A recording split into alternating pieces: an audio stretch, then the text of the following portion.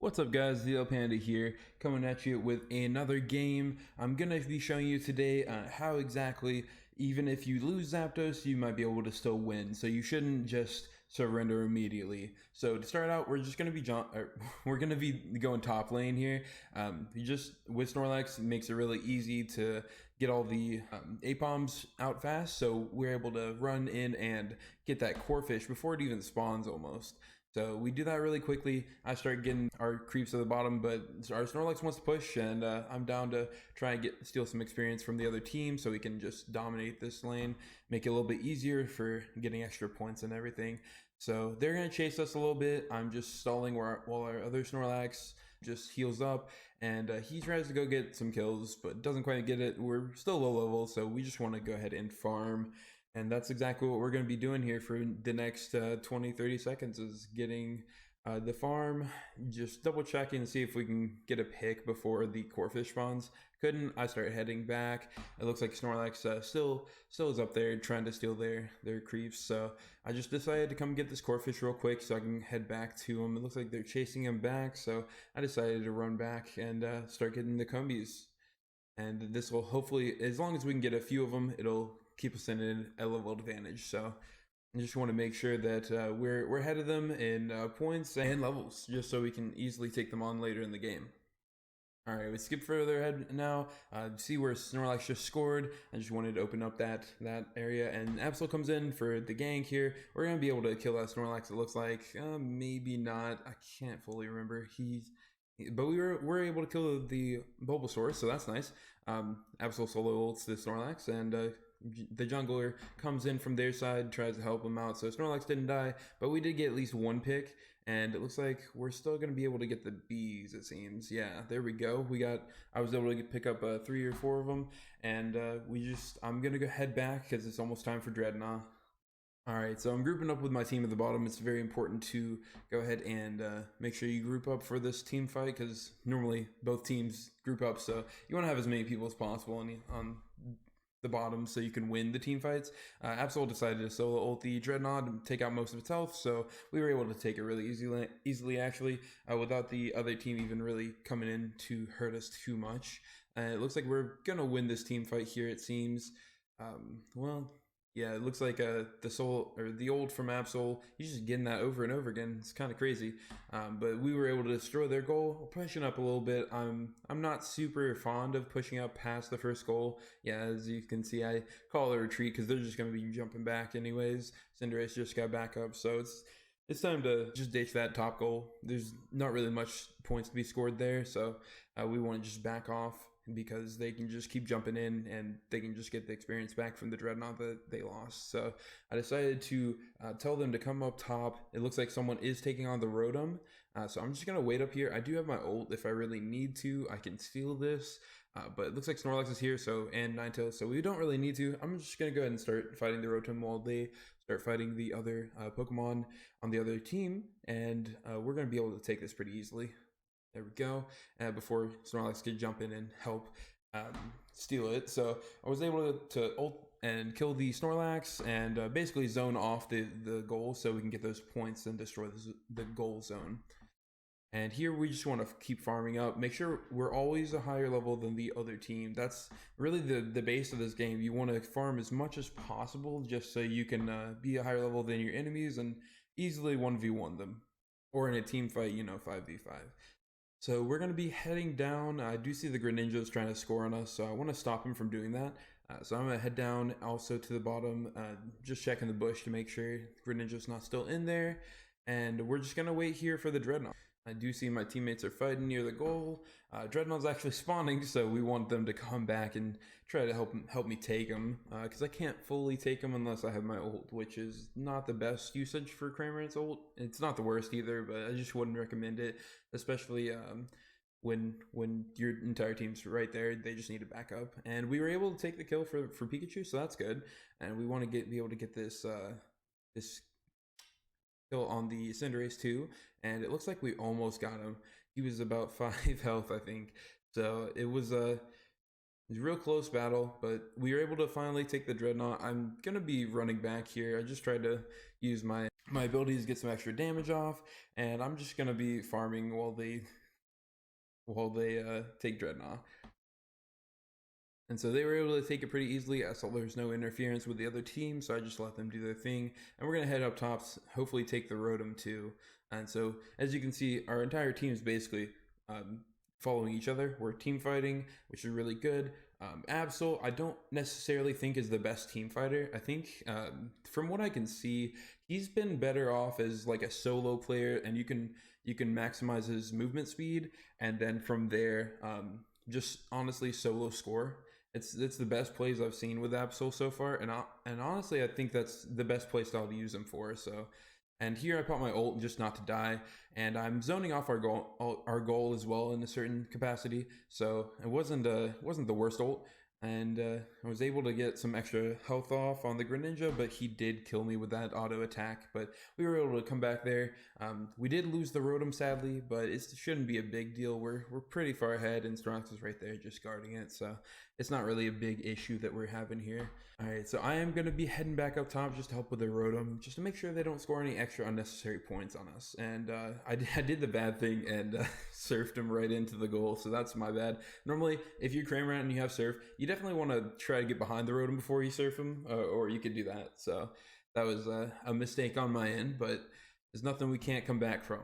It's just a few points. I think it was like 15 because it was at like half health, because the health of the Rotom, it scales to how many points that he scores. And so here I get just blocked by this Snorlax, and I literally just couldn't do anything. I just had to stand there. And here we have the Zapdos. We're in the lead, so we don't need to take him. I think my entire team really understands that. So we're just going to be sitting here waiting for the enemy team to come through the choke point, which sometimes they do, sometimes they use the jump pads. Either way, jump pads are probably the way to go, like a split push, because if you all go through the choke and there's a Snorlax especially, you're just gonna get stuck. So there we go. The Eldegoss really saved me with that shield, and I think I'm about to die here. Yeah, there we go. So we lose that team fight there, which isn't the best thing. They're gonna be able to take the Zapdos at this point, but that's kind of the whole point of this video, how we lose Zapdos, but we can still win. So as you can see, they're trying to interrupt my team. They're trying to interrupt the Zapdos fight so we can come in and steal. I have the ult, Absol and Ninetales have ult, but Ninetales just died. Also, pro controller moments, so I couldn't air slash the correct way, which did suck. But I'm gonna go ahead and I think I popped my ult here, but it was a little bit too early. I'm just trying to get the enemy team off of Zapdos. I do kill Cramorant because he's so close to being dead, and so since 2 people are already dead on their team, and this Snorlax is really close to dying, we have 3 people on him. It looks like the Ivysaur and the Pikachu are the only ones going to be able to score. So I see that they both scored. It's a little bit too late now to try to defend. So at this point, all of them are dead. We killed all of them except for Pikachu. We have a ton of points on the floor. What we're going to do, we're going to run it straight to the goal, and we're just going to try to score. I have 49 points, so I don't knock out the goalpost, and we get the double dunk on that. So we get like 150 points straight from that one goal, just because I only had 49 points. Snorlax had 35, and I think that was honestly enough to push us over here. And at the end, you just want to make sure to set on the goalpost, or set on the jump pad, and protect your goals.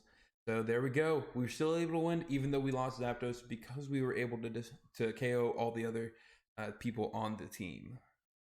And not only was I able to get one game of where we lost Zapdos, but still won, I was able to get a second, and this one was a lot closer actually. So make sure to watch this one as well, and we're going to see exactly why every point matters. I'm going to go ahead and skip through this beginning laning phase because it can get repetitive and boring sometimes. So I'll catch you back when we're at the first Dreadnought. Alright, so Dreadnought just appeared. We're going to be heading back down to help out our team. I don't think Crustle really got the memo. He still wants to defend the goal zone up top, which we don't really care too much about just because of the catch-up experience mechanics that I talked about in earlier videos. So we want to just make sure we can get this Dreadnought because that's more important than the goals that we're giving up. So our team was able to get the Dreadnought. I chased off Greninja pretty easily. I do see that our team says they want to head top. We're going to head through the middle, try to steal any experience that's there, and go help kill this Rotom. So here we are. As you can see, I'm still farming while keeping up as close as I can with the other team. I see that Pikachu's a little bit out of position, but I wasn't quite able to get him with my Surf, which is sad boy hours, but that's okay. So we're just fighting the Rotom here. We want to make sure we can deny any types of points to the enemy. So there we go. We're able to deny them. Now, since it's a 3v5 up here, and we see it on the bottom post just a second ago that we had 2 people scoring from the enemy team. So I think that's pretty good fight to go after. We were able to get a pick on the Greninja, and they got a pick on our Pikachu as well. So we decided to back off, and there we go. I do see a Pikachu in the bushes there, low health. I wanted to chase after him, and actually I got him. He ran back, and it just wasn't good for him. So I was able to get that sneak attack Surf, and we also killed the Cinderace, which makes it easy for us to go ahead and take out this Machamp too, because we're 2 levels above it. So we're gonna score these points. We're gonna overdunk it by 30 points, it seems too. I went ahead and just ultied to get him off of us. So there we go. That was a really good ult, just to zone him and make sure we can take this. But since we're pushing up further, they have a jump pad to the second goal, so we're not going to take that. I told them that I'm heading back bottom because I do see the Crustle down there trying to score on us, and the Dreadnought's about to go. So we're going to head back down, make sure to defend it, just so this one doesn't get popped, the second score zone. It's important to keep it active if you can, just so you can get the extra speed running down to the Dreadnought fight. And I see my team's kind of just destroying the other team in the jungle there. So I'm gonna head up there, try to help them by cutting off the enemy team if they're chasing. It doesn't really seem like they're doing too much of. I just defensive serve just to make them back off so we can take Dreadnought easier. And I see that Greninja, he came up, Solar Beam took him out pretty easily, and we're gonna fight this, it seems, a little bit contested. We just want to basically get as many hits off on them as we can while our other team is basically beating him back. So me and Pikachu are trying to take this, and then Ivysaur also comes through. I mean, Venusaur also comes through and flushes the Dreadnought. So I'm gonna go back to farming, as we do, and I'm gonna go ahead and skip until there's some action, because we're just kind of farming at this point. All right, and this isn't a super good moment. I see my entire team fighting, and then I run in a little bit too late, and it's just not good. I tried to get out of there because I was a little bit late, but it just wasn't working, and they were able to overdunk on the goal, which is fine. It's not too bad. We do get that catch-up experience to help us stay as close to level as them as possible, or even ahead. So I decided to go top. I see Greninja up there. I don't want him to pop our second goal, but he does. And so we're about even right now. And we just want to make sure that we're trying our best to score as many points as possible. I do see Venusaur has 40, but we don't really have anywhere that we can open up to score it. And the Rotom did just pop up top, so I'm going to go ahead and go up there, see if I can get some points, but they're guarding it pretty well. So go ahead and ult about 40 seconds before the Zapdos fight, which isn't super good, but I should be able to take out this Machop. No, I decided to just run. That's fine. He was pretty low, and my teammates looked like they came back a little bit later. If I had stayed, we probably could have made it a team fight. But right before the Zapdos fight, doing a team fight's a little bit dicey. So I just decided to back off, and it looks like that's what the rest of my team did as well. And I was able to get that Crustle off the Pikachu a little bit with that Surf, and he's decided to stay, so we're just gonna destroy him right here, which is really good. 5 seconds before the Zapdos fight, he's still gonna be coming back as the Zapdos comes up. So we're gonna be as you can see, we're in the lead. We don't want to fight the Zapdos. We're just gonna try to defend. That was an accident as well. I was not trying to initiate the Zapdos fight. Here I'm gonna be able to get Cinderace really low, which makes him back off. So we're just gonna be sitting here. I think the Pikachu got the wrong idea. We're in the lead, so I just sat there, and he kind of understood that I'm not interested in fighting this right now. So I went ahead and I tried to get the Cinderace, but he ultied me, so I had to back off. And here he's just running around. I'm gonna try my best to hide in the bushes and just kind of wait, but it didn't really work too well. I should be able to take down this Machoke, and nope, he ulted me. So that was the only reason that I wasn't able to take him out. Crustle counter ulted, and it looks like he's able to run through and get the Cinderace, which is good. And then we get which no, we don't get him. He scores, but that's totally fine. Destroyed their goalpost. Pikachu up top. He's gonna go ahead and score, which is not the best, but he didn't have 100 points, which is good. Greninja also scored on our home base. He had 100 points, or he had 50 points, so it turned into 100. And then I decided to just ult so the Crustle couldn't score, and that was able to deny them any sort of more points, obviously. So here we're gonna go ahead and try to kill the Greninja, but he runs away, flips away, you know, as he does. So I see that we have 20 seconds left. I know that we're obviously behind because they got the Zapdos, but I do want to go ahead and see if we can score. I have 10 points. Looks like, I think, yeah, my Pikachu has 39. Snorlax has 20, so I'm able to put that in there, and right before, within the last 5 seconds, and we're gonna see if that actually mattered.